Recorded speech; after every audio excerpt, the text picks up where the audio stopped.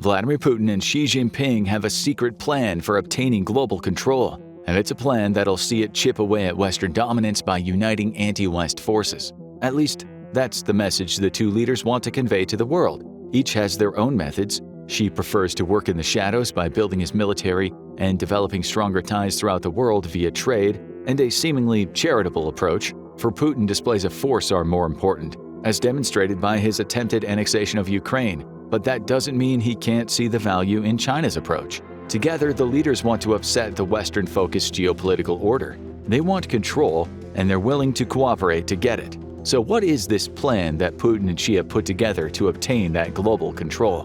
Before we dig into the multi-layered answers to that question, it's important to establish that the two leaders now share extremely deep ties. On February 8, 2024, Reuters reported on a phone call between Putin and Xi. In that call, the two leaders had a friendly chat that culminated in them rejecting what they claim is American interference in the affairs of other countries. The Kremlin went into more detail in a briefing it provided to journalists. They revealed that Putin and Xi spoke about developing a multipolar, fairer world order to both contain the U.S. and establish their own influence in areas that they currently see as being under the American thumb. There were plenty of signs that this cooperation was coming. Reuters also reported that Russia has now surpassed Saudi Arabia as China's chief crude oil supplier, a vital relationship given that China imports about 60% of its oil, with Putin and Xi also agreeing to work together on joint energy projects throughout 2024. Apparently, the conversation also took in the tumultuous situation in the Middle East, though the Kremlin didn't provide specific details.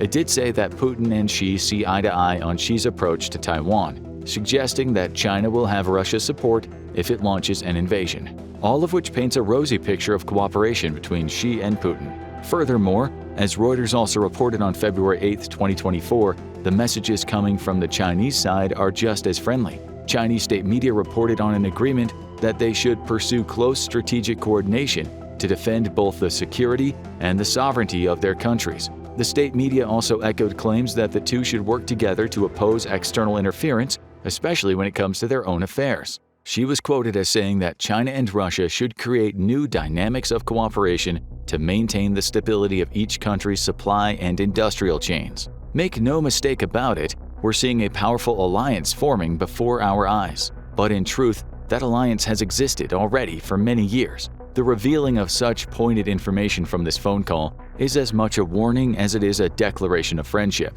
China and Russia want the world to know that they're working together, but the world already knows. How? That's where we start examining what China and Russia have been doing over the last few years to enhance their plans for global domination. It all starts with the No Limits Partnership. In February 2022, China and Russia declared that they had a No Limits Partnership. If that month seems important, it's because the declaration came mere days before Putin sent thousands of Russian troops into Ukraine, beginning the annexation that's still ongoing at the time of this video's creation. Interestingly, the announcement of this partnership stopped short of Russia and China declaring an official alliance. Graham Allison, a Harvard University professor, highlights that when he says that Xi and Putin have spent the last decade building the most consequential undeclared alliance in the world. He goes further, claiming that the No Limits Partnership means that the U.S. has to get to grips with the possibility that Xi and Putin are aiming to create an unofficial superpower, one that, when combined, would have the world's largest nuclear arsenal and is tightly aligned in its desire to oppose the U.S. We see evidence of that partnership in action with the recent phone call between Putin and Xi. But even prior to that, Xi and Putin were putting on a friendly front to the world's media. March 2023 saw Xi arrive in Moscow on a 3-day visit. Al Jazeera claims this was designed to both further cement the relationship and further China's position as an important geopolitical power broker. During that visit, Xi proposed a 12-point peace plan, the details of which haven't been divulged, to help resolve the war in Ukraine. Putin is said to have treated that plan with respect, but perhaps it's more telling that the US and Ukraine gave a lukewarm response at best, suggesting that the peace plan fell heavily in Russia's favor. Nevertheless, the partnership reveals part one of Putin and Xi's plan for global control. Work together, though without forming an official alliance, to boost their nations' economies and become something of a combined diplomatic force in the geopolitical arena. And if countries like the US happen to feel threatened by that cooperation, that's on them. The US has plenty of allies, so why shouldn't Xi and Putin work together? The Wilson Center expands on this, pointing out that trade and economic interests influence the No Limits partnership, but perhaps the largest uniting factor is the shared opinion of Xi and Putin that the West is an arrogant force that aims to limit China and potentially destroy Russia. However, the same organization identifies a potential fault in this partnership. It argues that cooperation between Russia and China is no new thing. That's true. The two often found themselves on the same side of the fence during the Soviet Union era. However, the dynamics of the relationship have changed enormously since then. During the Soviet days, Russia positioned itself as the big brother to China, clearly acting as the superior power of the two while providing advice and security. In 2024, that balance has shifted. Though Russia still tries to preserve this image of the dominant force against Western hegemony, the reality is that China has taken that mantle, at least on the economic level. Russia is no longer the leader of the struggle. The Wilson Center even goes so far as to call Putin the junior partner in the relationship with Xi, essentially saying that he has to follow China's lead to fight back against U.S. dominance. That presents a threat to Putin and Xi's relationship. It's possible that Xi will eventually see Putin's grandstanding in the same arrogant light as he sees the U.S., creating fractures in the relationship. For Putin's part, he may not be satisfied with the idea of Russia being a junior partner to China and would instead prefer that the world sees the two as equals. Still, much of this is conjecture about the possible future fate of the No Limits partnership. For now, we're seeing more actions that suggest the alliance between Xi and Putin is stronger than ever. Let's rewind to the previously mentioned March 2023 meeting between the two leaders. Nikkei Asia reports that Putin delivered an important message regarding the Ukraine conflict during that meeting. Russia will fight for at least 5 years in Ukraine. Nikkei Asia interpreted this as an effort on Putin's part to summarize the situation in Ukraine and crucially assure Xi that Russia will not only keep fighting, but will emerge from the conflict as the victor. The mention of 5 years is also important. It suggests that a longer conflict will be helpful to China and that Putin aims to retain the pro-Russia stance Xi had taken. Global Taiwan argues that the war provided an opportunity for Xi to strengthen the relationship between Russia and China. That relationship has evolved from a loose alliance with anti-West sentiments into one which Putin and Xi often present a unified front against so-called American aggression. And though tensions might exist behind the scenes, especially given that Russia has become more economically dependent upon China in the wake of the Ukraine conflict, you could argue that the bond between the two is now being forged in fire. With the alliance established, Xi and Putin have since focused on the next part of their plan, building geopolitical influence. That starts with China's Belt and Road Initiative, or the BRI. The BRI can charitably be described as a Chinese mission to develop a new pair of trade routes that link it to the rest of the world. It involves China loaning money as well as expertise to developing nations to help them build infrastructure to support those trade routes. The smaller nations get to modernize using Chinese money, and China has an opportunity to build stronger relationships with countries that would previously have had to rely on U.S. support. In fact, Chatham House says that the primary motivation for the BRI lies in China's rivalry with the U.S. Right now, much of China's international sea trade travels through the Malacca Strait, lying off the coast of Singapore. That strait is controlled by an American ally. By developing new trade routes, China can essentially circumvent U.S.-controlled routes by establishing its own. That's good news for both Xi and Putin.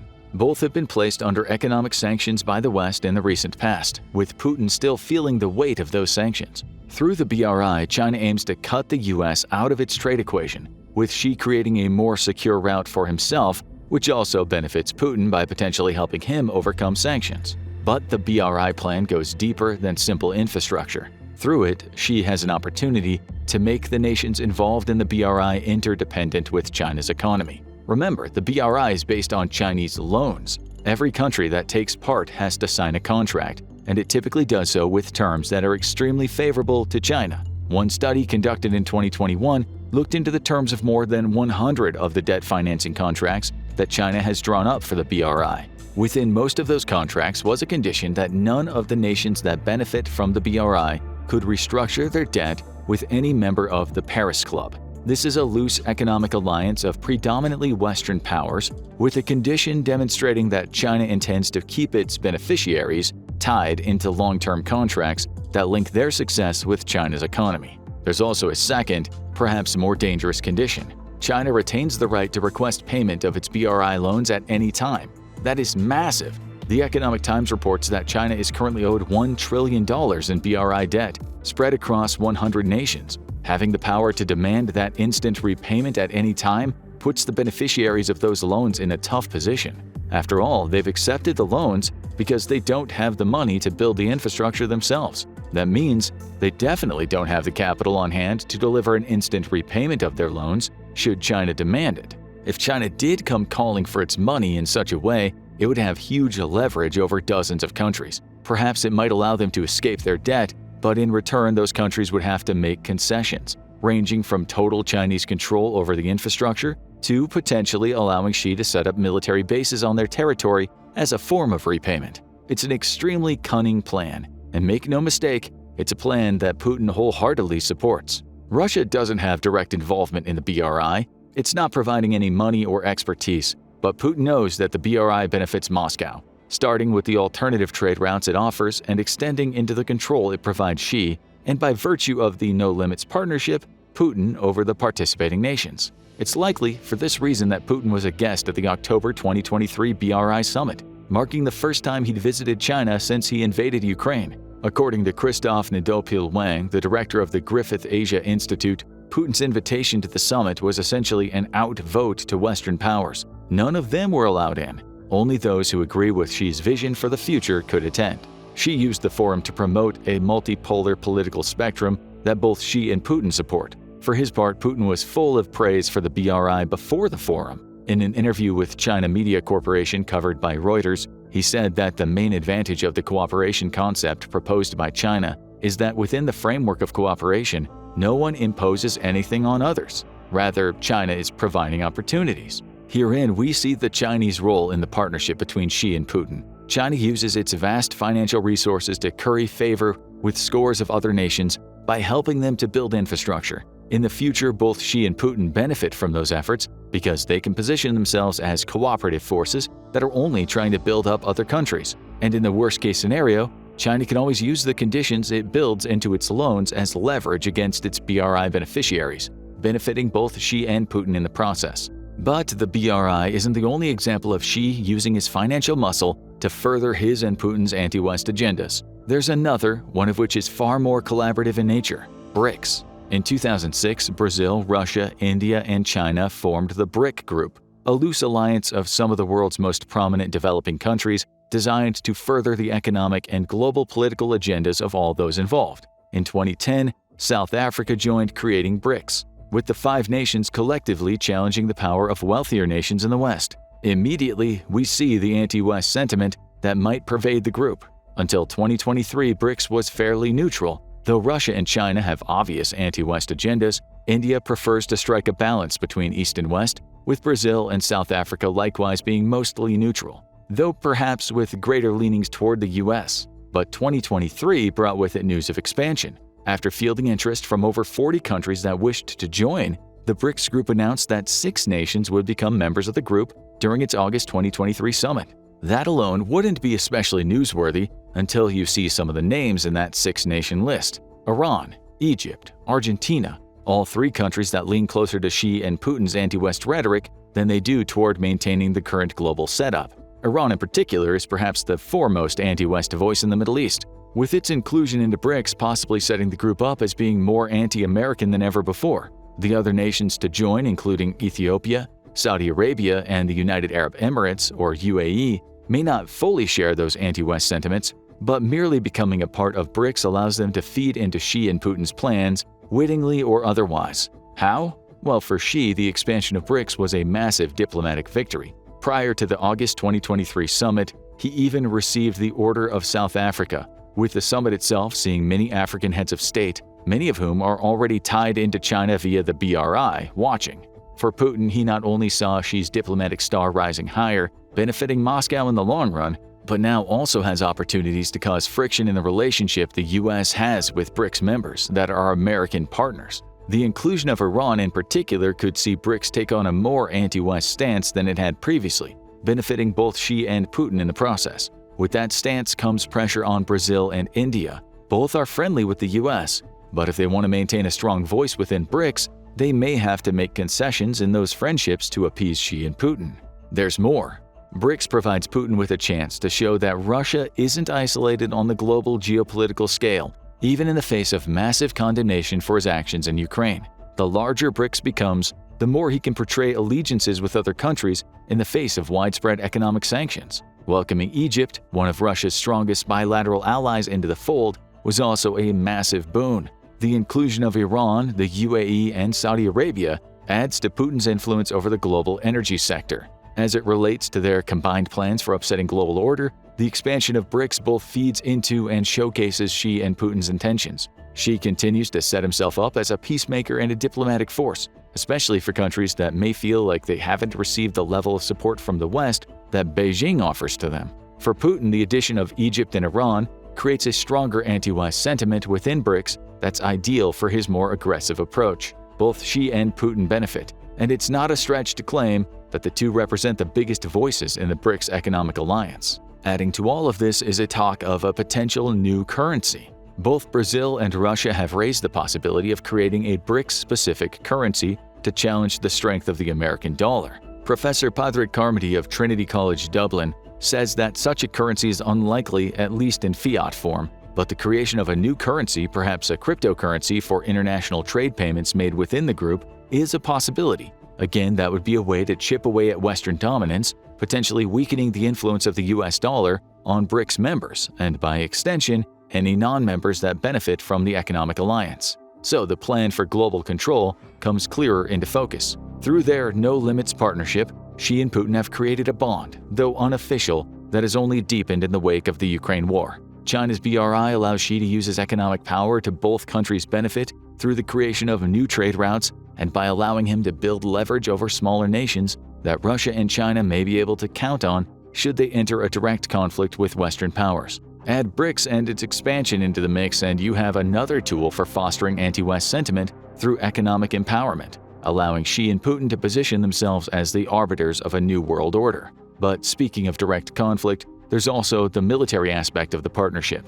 As with so many of the other aspects of their alliance, Xi and Putin won't claim to be official military partners. There isn't a formal military alliance in place. What does exist are breadcrumbs that suggest that Xi and Putin are working together militaristically while attempting to keep the exact nature of their relationship clandestine. Some aspects of this relationship are clearer than others. For instance, it's clear that Xi and Putin happily sell weapons to one another. The Economist reports that the period between 2001 and 2010 saw Russia sell around $2 billion worth of weapons to China every year, likely helping China achieve its rapid military modernization in the process. Those sales didn't stop into the 2010s. In 2015 alone, Putin struck a huge deal with Xi that saw Moscow sell a staggering $7 billion of weapons to Beijing. The reverse of that relationship is a little more difficult to track. Since the beginning of Russia's war in Ukraine, Putin has asked Xi to provide weapons. Xi hesitated. Officially, he provided non-lethal items such as parts for aircraft and helmets for soldiers.